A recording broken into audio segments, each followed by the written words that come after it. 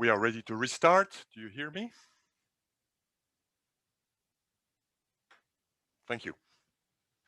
So before we start, please take a second to answer the poll here. Today, I used the poll integrated in Zoom instead of SpeakUp. So which one works better for you? That's the question.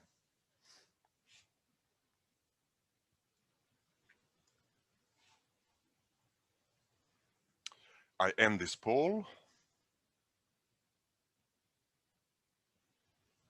in a few seconds.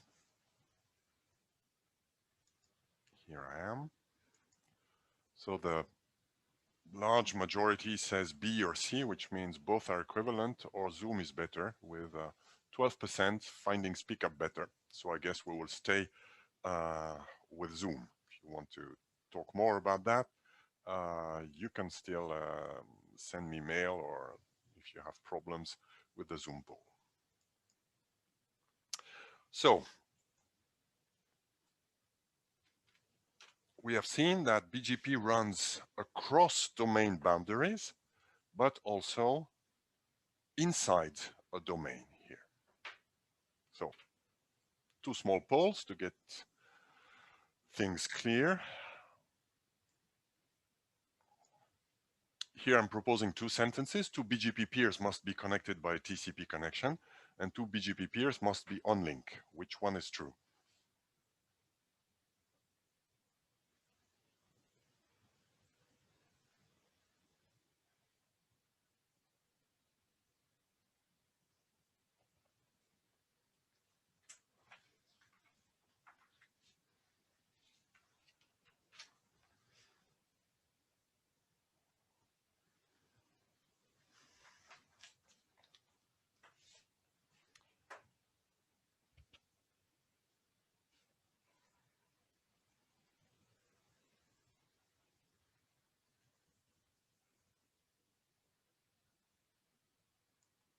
I close the poll in a few seconds.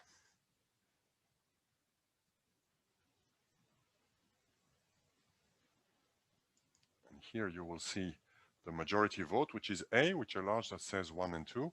Well, in fact, I did not mention this, but of course there must be a TCP connection between two BGP peers inside the same domain. That's what I said a minute ago, but also across a domain, because it's the same protocol, as you can guess. So the two BGP peers are always connected by a TCP connection.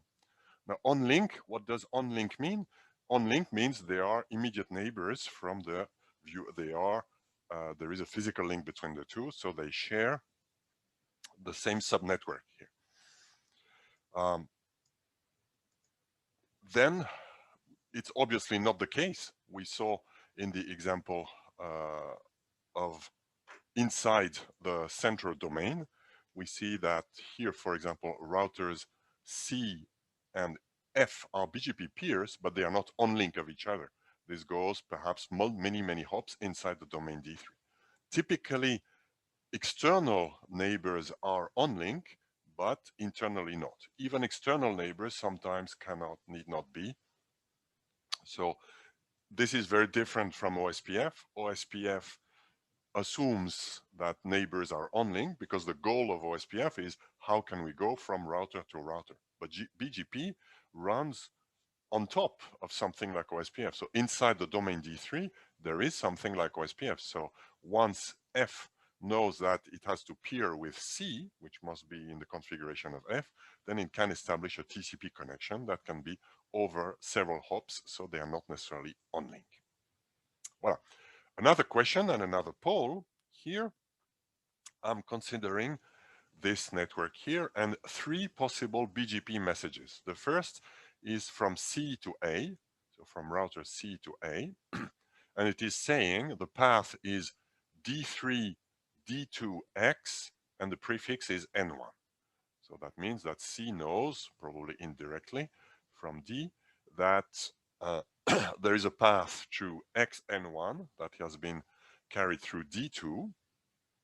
And since the domain is D3, when C informs A, this is what it wants to inform here.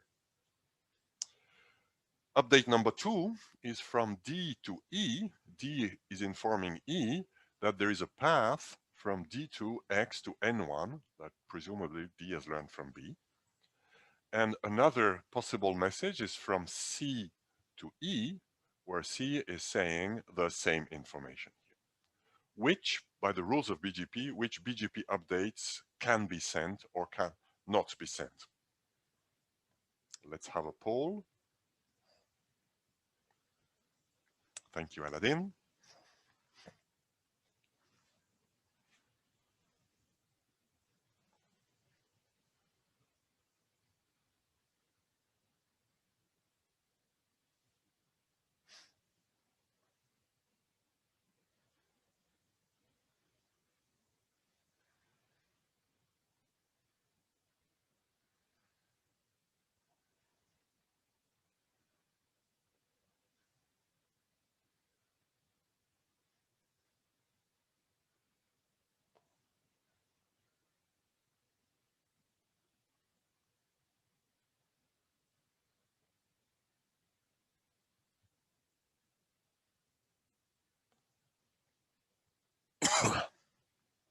I close the poll in a few seconds.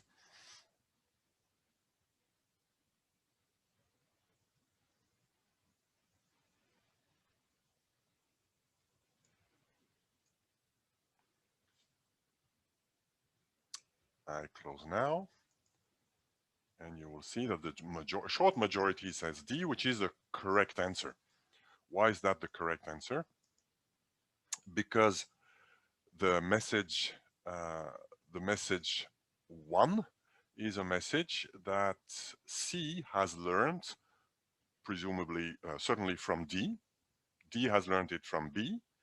And this message has been learned internally, but is sent to an external peer. So that is allowed by BGP. In fact, that's the major function of BGP, is to do things like this. Domain D3 learns something from domain D2 and then passes that information to domain D1. D, the second one, is a message that has been learned from B. So D has learned from the outside a path. And then the job of D is to pass this information to all BGP routers. So D will pass it to C, to E, and to F. Therefore, this message will be sent from D to E. C, in contrast, will not send the same message to E because that message is the one that was originated by D. And since there's a full mesh inside the BGP domain, C should not do it. It's the job of D to do it. So message 3 should not be sent.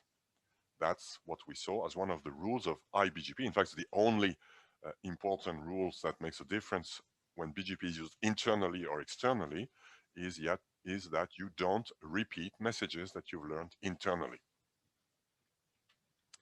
Voilà. So those are our first elements of landscape about how BGP is organized and works.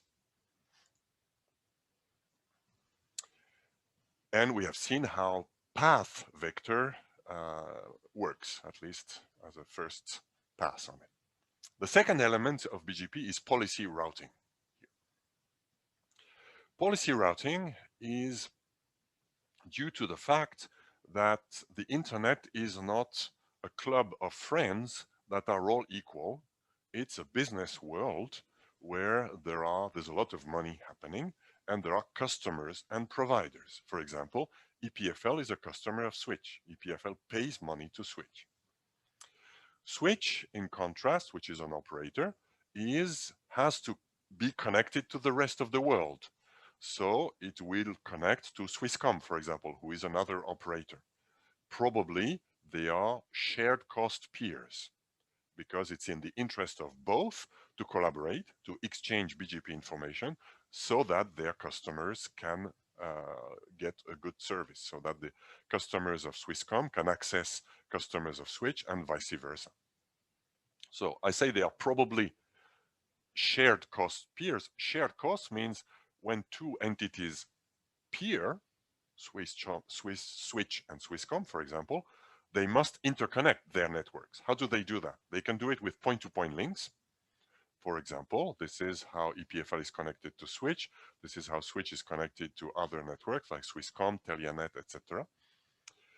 But this can be also optimized. There are many network providers, and if we have everybody interconnected to everyone, we have a lot of uh, links to deploy. So there is an optimization of this, which is called interconnection points. An interconnection point is a room, typically in the basement of a big building. The famous ones in TV or movies is May West, May East, metropolitan area Ethernet. So it's a big Ethernet network. Here in that case, there is one in Los Angeles and one in New York in the basement of a building where all providers who are in the area come and put one router, and they're all interconnected to this huge Ethernet LAN. This is more efficient because then you go to one place and then you interconnect to a large number of routers. In Switzerland, there are similar things.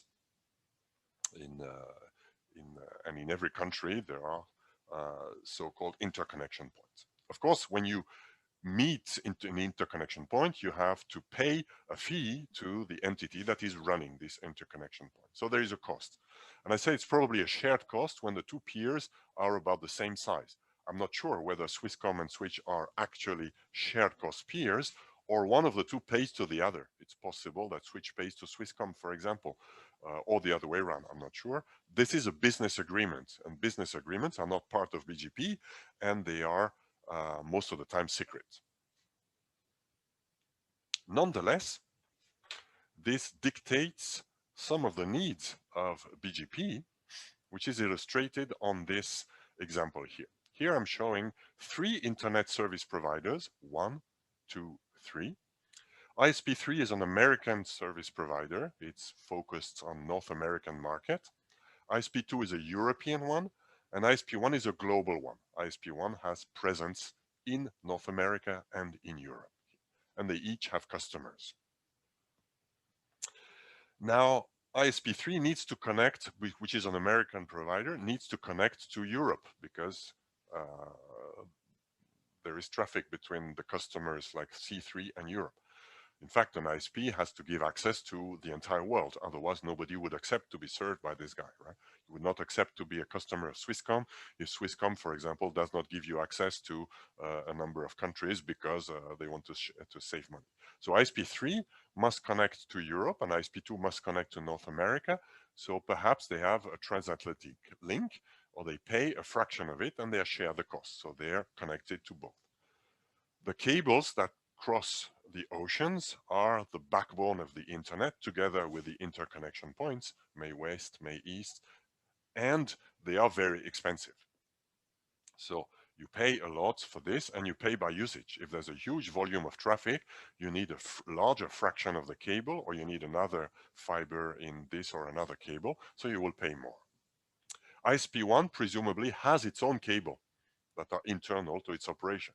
That's, for example, AT&T. Which have their own cable all across the world, or rent cable space privately for them. Now, if ISP3 has some traffic to send from C3 to C2, so C3 and C2 are doing something together, so there is some traffic that goes here, then it would be financially advantageous for ISP3 to choose a path that goes via ISP1. And it's possible because we have path vector. Whenever ISP3 knows that N2 is reachable, it will know both paths and it may choose this one. Why would it be advantageous? Well, because this red link here would be used less, so it will need less capacity, will pay less of its external operations. Instead of sending to ISP1, that is probably peering locally, because ISP1 has presence in North America and in Europe, and the same is true for ISP2. So it's tempting for those two guys to use ISP1 as a transit. But of course, if they are not customers of ISP1, ISP1 probably would not like to do that. Why would I serve as a transit providers for those two guys who are not paying anything to me? I will do it for you if you are my customers. If we are peers, there's no way I would do it for you. So ISP1 would not like to offer a transit service to C1, to ISP2 and ISP3. In contrast, of course, for its customers, the guy who give money to ISP1, it's the job of ISP1 to use its transatlantic link to carry the traffic across the ocean. This is exactly the problem of policy routing. The goal of policy routing is for companies like ISP1 to use BGP in such a way that ISP3 will not find a path through ISP1 in order to go to N2. This is called policy routing. With BGP, operators do whatever they want. So it's not like with OSPF. We've seen with OSPF that we compute shortest paths, then we can have additional rules. But with BGP, the rules used by BGP, in particular for policy routing, are dictated by the commercial department of a given provider. So there, we don't know exactly what all rules are. Nonetheless, typical rules exist, and the typical rule is this one. Routes coming from peers and providers are not propagated to peers nor providers. Let me give an example here. Here, ISP1 has learned a route to N2 from ISP2. This is the normal job of ISP2. ISP2 is serving this customer, so it needs to say to the rest of the world that there is this customer and you can reach them by going via me, via C2. So ISP1 will get this information. It is a route learned from a peer. So this rule means this route comes from a peer, will not be propagated to peers. So it will not be propagated to ISP3. So ISP1 will not say to ISP3 that there is a route via ISP1 to reach N2. And this is the mechanism by which ISP1 will make it impossible or very difficult for ISP3 to send traffic to N2 that would bypass the link across the ocean here that would save operation expenses for those guys, but ISP1 would not like to have it. In contrast, of course, ISP1 will give the information to C1. This is a route coming from a peer. It will be provided to a customer here. So this is one of the rules that, or the major rule in policy routing that is in the internet. I say the major rule because this is a generic rule. Of course, there can be other rules, like some country might not like another country.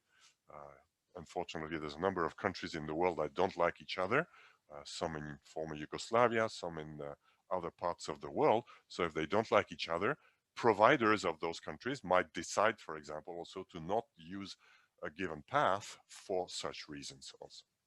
Policy in the lab and in general in most routers is implementing using what is called import and export rules and the decision process. Import and export rules are two elements of BGP, of the implementation of BGP that we will discuss in a few more minutes. But before going there, let's start another poll on this question here. Here, I'm taking the same picture as before, but there is no transatlantic link between ISP3 and ISP2. ISP3 is connected only to ISP1, and ISP2 is only connected to ISP1, and this link has disappeared here. If we apply this rule, what would be a valid path from customer 2 to customer 3?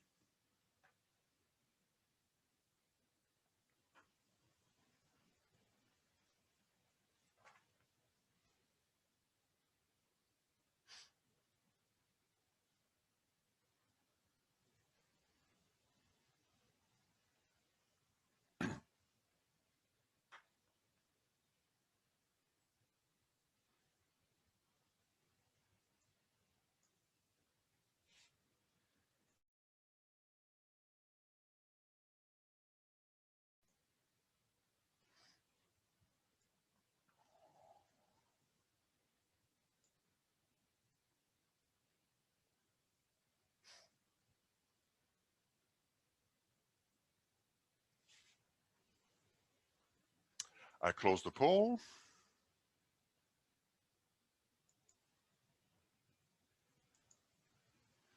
The vast majority says B, which is correct. In fact, what will happen here is that ISP1 will not repeat this route, so ISP3 will not know of how to go to N2, which means it's not reachable. If that happens, the network is partitioned. The internet is partitioned. It can temporarily occur. It can occur in some parts of the world, but of course it's not desirable. So it means that a consequence of the policy routings and this policy rule is that all the providers that are at the top level of the hierarchy of providers are called the tier one providers. Those are the internet backbone providers who have no provider. They have only customers or peers.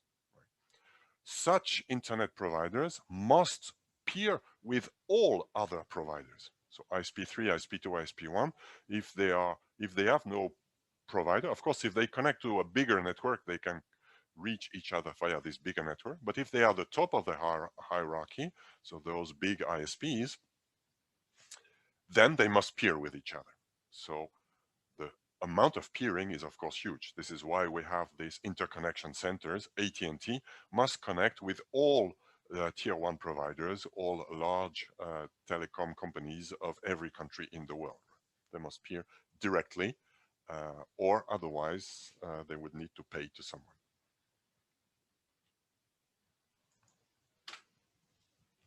Voilà, we have seen what TCP aims at doing. So it wants to carry the information with path vector and support policy routing. What we will see now is how BGP works internally. First thing is very different from OSPF. A BGP router sends only modifications. So BGP uses TCP connections. Routers talk to each other over TCP connections. Of course, when a BGP router boots, it will and opens a connection to all its neighbors. There will be an opening phase, a synchronization phase, where we open the connection. And then the connection is maintained by having keep alive mechanism. So every few seconds, we send a keep alive mechanism. If the keep alive mechanism is lost, then the BGP peer knows that this BGP router does not answer. And if there is no change visible to one of the BGP routers, the only thing that will be sent is the keep alive message, because BGP sends only modifications. Modifications that may be a new route is known to me, perhaps because a new network is visible, has been created in my domain, or because I have learned of another path to some domain to which I had already some path. So if there are modifications, they are transmitted. Also withdrawals. If I had a route to some destination and it doesn't work anymore, then I will inform all my neighbors of this. So the withdrawal part is very different from OSPF. In OSPF, we don't delete information, we just update it. And when there is a new update, every OSPF router recomputes its shortest path, but we don't explicitly inform others that something has to be deleted. Here we do in BGP.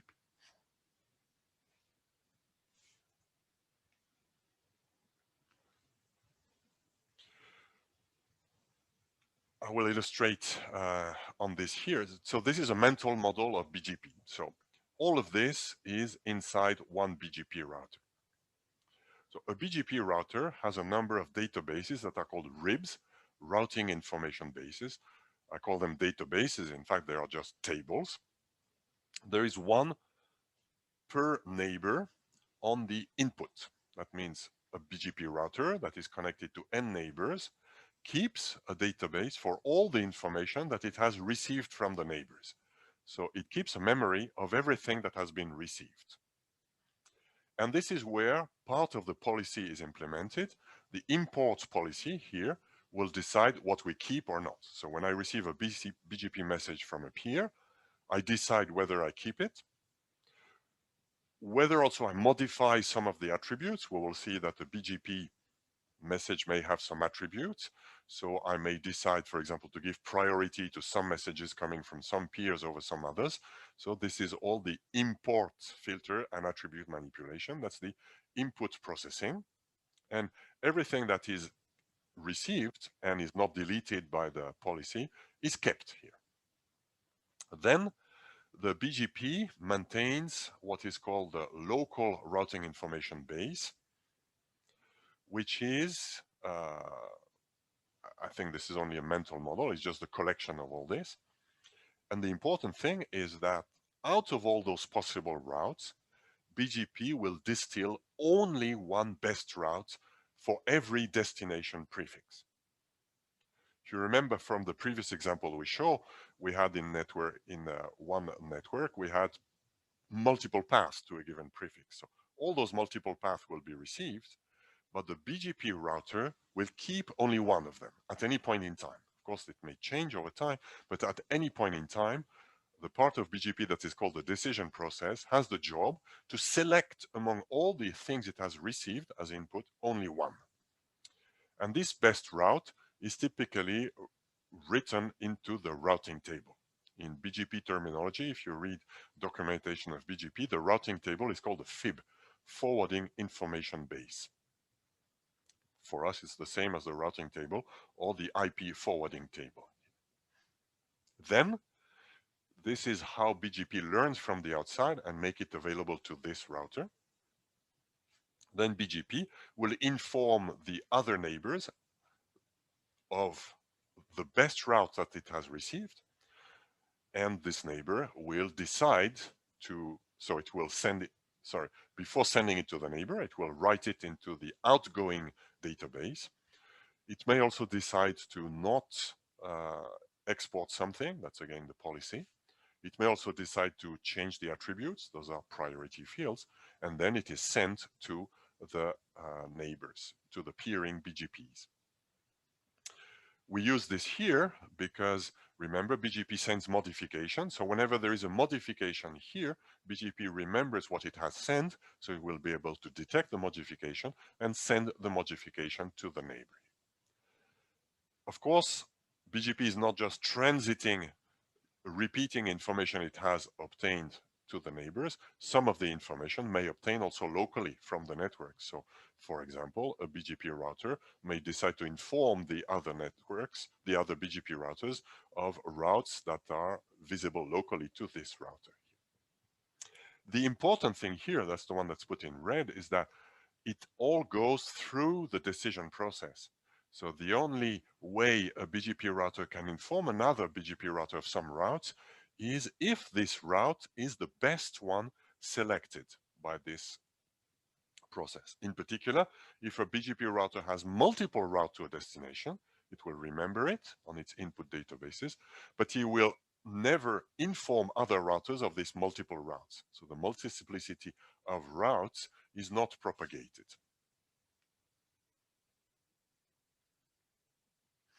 So this is what I've shown here. The decision process is the central part of BGP inside a router. So its job is to detect, is to choose from all the possible routes it has heard from its neighbor, which one it prefers. And this is, of course, where the policy can be implemented. So there is a number, there are multiple implementations of BGP, one in the lab, which is not the same as in Cisco routers, but what is most of the time done is implementing a sequence of priority rules. For example, a common sequence is this one. We have a number of rules and we apply the first one that matches. It's a bit like when we do per flow forwarding or with SDN, software defined networking. It's the same principle here, but it's at the level of routes, not at the level of packets. For example, here is a sequence that we could have, is often the default sequence.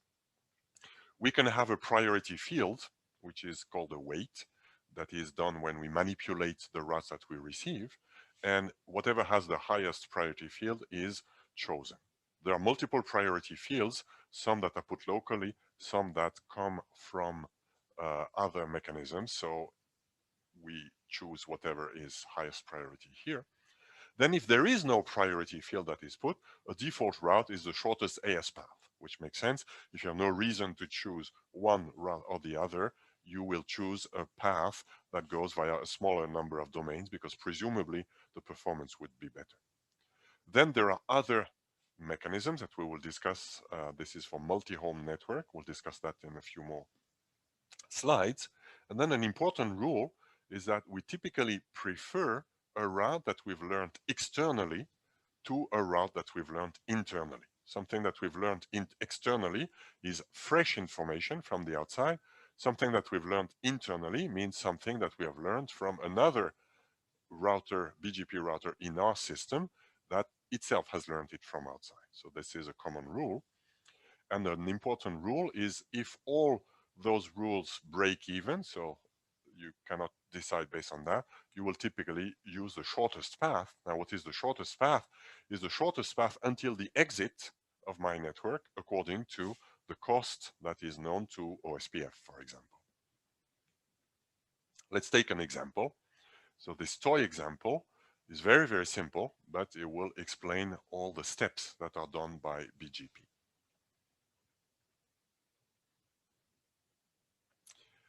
In this very simple example, there are 4 BGP routers, the blue boxes here, which communicate directly. At least R3 communicates with R1, R4 communicates with R2, and via iBGP, R1 communicates with R2. Certainly R3 and R4 as well, but here we focus on the top domain and we will focus on router R1 here. I'm assuming that, what am I assuming? I am assuming that R3 sends to R1, so this router here, this first message. So this message is containing a destination prefix and an AS path. So this is saying there are those 2 prefixes, 10.1 and 10.2. Of course, typically you would not see that. It's very uncommon to advertise private prefixes, but to simplify the story here, I use those ones. So here we see that R3, although only one of those 2 prefixes is directly connected to R3, R3 is advertising both. It's one of the freedoms, one of the many options that we'll discuss later. There are different ways of deciding what you advertise, but it's very common that you advertise everything that exists in your network here. So R3 will advertise those 2 prefixes, which in this toy example are the only prefixes that are present in this network or of interest in this network. So R1 will receive this. So R1 will mark them in this adjacency databases in its RIB-in. It will mark whom it's coming from. It's coming from R3 and what is the BGP message. So the BGP message is the path, the destination network, and the new field that we see here, which is the next hop. What is next hop? Next hop is the IP address of the exit of this network that corresponds to the path that corresponds to R3. Can be a bit different, but as a first approximation, it means it's the IP address that I have if I want to go to R3. So in this case, it is 111.2. That means inside X, if I want to send to this destination, I have to go first find a path here. And here it's important to add something. Those 2 networks are peering, so they must still have something in common, which is the links here. And from a BGP viewpoint, the links are considered as internal by both networks. So for X, the link here, the prefix 1111/24 probably, is considered an internal prefix of ASX. And similarly for ASY, which means that this address, the next hop here, is an internal address of X, which means that going to this next hop is something that I can compute with OSPF in domain X. I don't need BGP for that. So this is what we will copy in the RIB-in. Then what is typically done is the decision process needs to decide which one is the best route. Now for each of the prefixes only one, so it keeps it as the best. The import policy might decide that we don't take them. For example, we might decide that this destination, which is a private prefix, is not accepted. It could be dropped. That's also a possibility. But here I'm assuming it is accepted and it's the best because there is no alternative. In fact, there is no local RIB. The local RIB is simply by marking which one are the best in the RIB-in. Now, R1 is also peering with R2 internally over the IBGP mesh. So it will send this information, which is the best one. Remember, it can send only the best information to R2, and it will remember that it sent this to R2 here. Of course, there is also a rib with R3, but I'm not showing it here. And I'm assuming here also that the export policy allows everything here. Okay. Now, second step, R2 here, which presumably has received a similar message from R4, is sending it to R1. So R1 receives from R2 the message with the same two prefixes, but now the next hop are different. The next hop are different because the next hop has been received from R2 for this prefix from R over the external interface here, and the next hop is 2221 here. So this next hop is propagated when R2 sends it to R1. The next hop is not the IP address of R2. The next hop is how to reach this external prefix from the external boundary here. So now the decision process has to do something. There are two new routes, and they are to the same prefixes. To every prefix, there are two routes. So if we use exactly the rules of the decision process that I showed a few slides ago, which of the two new routes will be promoted, if so, as best routes here? Paul?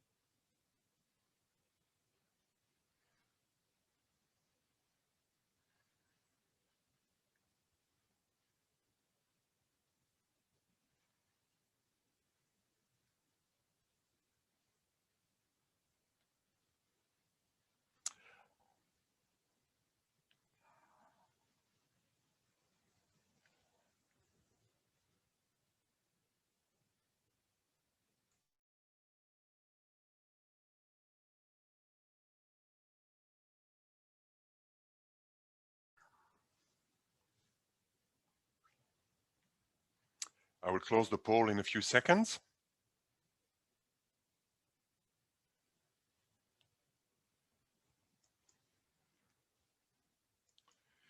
And the majority says B, and perhaps this is what we would like to have. It makes sense from one perspective, because B means the second route. The second route is to this prefix, and then it makes sense that we should go this way and not that way. But with the rules that I've shown, this is not what will happen. With the rules that I've shown,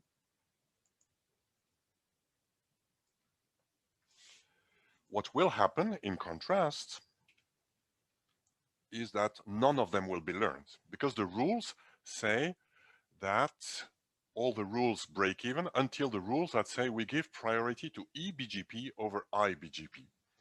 So the router R1 here has received routes from IBGP, those are the routes from R2, and from eBGP here. Now, because via eBGP, R3 has advertised both red prefixes, they will be preferred here. So there will be no change. Those routes will be accepted. Well, this is showing exactly how those rules of the decision process make your policy. Here, this domain is implementing a policy that says, I go via this link, even for the remote destination here, rather than going here. So I transit first to the in the peering network, not in myself. This is a consequence of having the rules given in the way that they are by this decision process. Of course, you can change your decision process, you can change the rules, but what is most often done is not change the rules of the decision process, but change the priority fields. You could have modified this, by giving a different priority, but here there was no priority given to any of those announcements. Okay, let's continue our toy examples with the one that's a little bit more complicated here. Here I'm still focusing on R1, but I am assuming now that the domain in which R1 is a bit more complicated. There are 3 BGP routers. The thick lines are physical connections. So R1 is physically a neighbor of R21 and a neighbor of R22. Of course, inside domain X, they must all use BGP internally. So there is a TCP connection between R1 and R22, and that's an example of 2 BGP routers that are not on link of each other. Now, R21 and R22 both peer with R4, and R1 peers with R3 only. And here I'm assuming also that the rules in domain Y have changed. The rules in this domain are such that we advertise only the locally attached prefixes. By advertising all the prefixes like we did a few minutes ago, the effect was that we attract all traffic. Now let's change the rules. Perhaps domain Y would not like to do this. So I'm assuming that R3 is sending to R1 a BGP message that indicates the presence of only this prefix and the path, of course, which is a single domain. And similarly, R4 sends a message to R21 and to R22 with only the prefix that is locally attached here. Of course, in both domains, there must be a routing protocol. And for example, in order for R1 to know how to go to R22, and I'm assuming the costs are 1. So R1 is 2 hops away from R22 at a cost of 2, at a distance of 2 from R22. So let's see what happens when R3 sends this message to R1. So let's redo the simulation we had before. Now there's only one message, assuming the policy accepts it. So it's accepted, and it's repeated internally to 21 and 22. Right. When we repeat it, again, the next hop is not modified.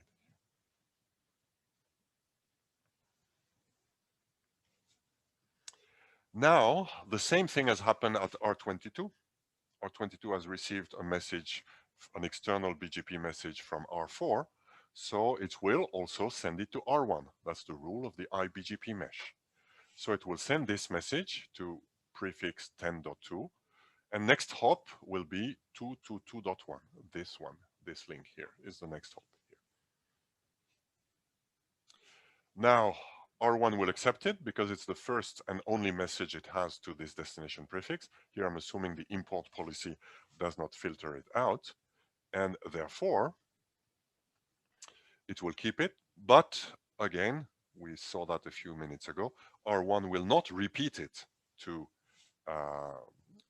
21 and 22, and will also not repeat it to R3 because an obvious rule for BGP is that if the message is coming from somewhere else, then you would send it. If the policy allows, you would send it to R3. But here it's a message that has AS path Y. So if I send it to R3, I would create a loop in the AS path. The AS path would be Y, X, Y. And of course, BGP forbids loops in the AS paths. So this is an obvious rule that prevents loops between ASs. So R1 does not put the route into the adjacency rib out to R3 because this would create an AS path loop here.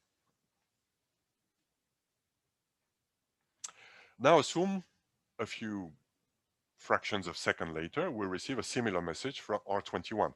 R21 and R22 receive the same message from similar messages from R4. The only difference is the next hop. The next hop corresponds to this link here. What will R1 do when we receive this? So we start a poll.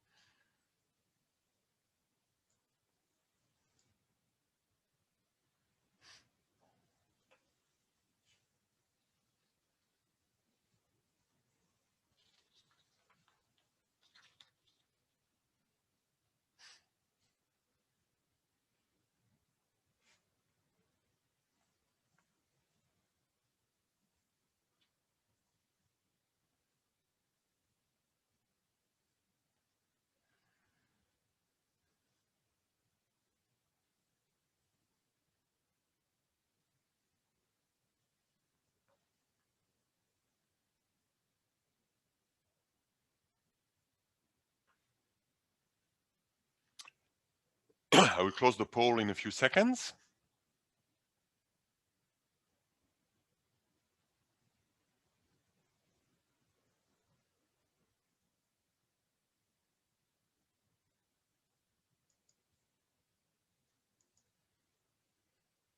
And the majority says A, which is the correct answer.